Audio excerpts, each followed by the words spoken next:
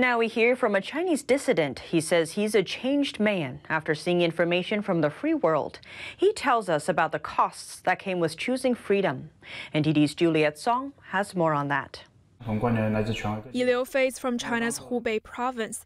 That's where Wuhan is located and where the CCP virus was first detected. After the virus broke out, authorities put Hubei on lockdown, cutting off its access to the outside world. At that time, Yi went to the border between Hubei and another province. I found the border was locked off, and there was no way you could cross it. I filmed some videos and shared them in a social media group chat. The day after he posted those videos, Yi got a phone call from police officers. They said I was spreading bad speech online and that I should be held responsible and that I face prison sentences. Yi said he was scared. The police officers called me multiple times to threaten me, and local authorities also threatened me. They said I was attacking the Chinese Communist Party, the government, and China on Twitter, and they asked me to delete my Twitter account.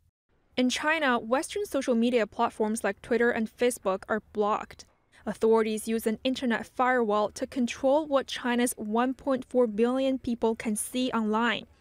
But many citizens use software to break through the censorship, and Yi is one of them. In 2011, Yi found a way to cross the internet firewall and access information that's censored in China. I was really shocked by what I read. For example, the truth about the Tiananmen Square massacre, the famine in Mao Zedong's era, and the Chinese Communist Party's suppression. Turns out that Chinese people suffered so much. Before this, I was brainwashed by the party's propaganda, thinking that the party is great and that former party head Mao Zedong is great. In 1989, the massacre at China's Tiananmen Square shook the world. The regime sent troops firing gunshots at students who were asking for democracy. But inside China, many citizens don't even know about the event. And for those who do know, many believe what the regime told them, that the students were a mob of extremists. As for Yi, it's not easy for him to communicate what he's seen with his friends. Many of them think there's something wrong with me when I criticize the Chinese Communist Party, and I argue with them. I lost many friends because of our different viewpoints. This caught him by surprise. I didn't expect that we would live in parallel worlds.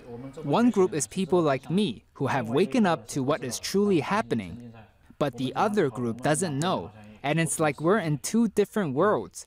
It's a painful experience for me because I have learned about the regime's cover-up, but I can't help change the situation. Meanwhile, the police kept calling him. I was really scared, so I gave up my business in China, left my family, and came to the U.S.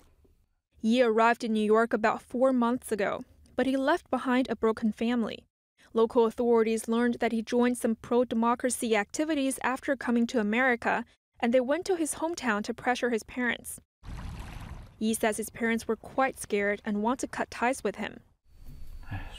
I was really sad at first, but on second thought, I could understand them. There's a big gap between our two generations. Some support the Chinese Communist Party, some are against it. Yi says it's hard for people to make choices when they don't have access to free information, but he also believes that more Chinese citizens will find a way to break through the censorship and taste freedom. Juliet Song, NTD News.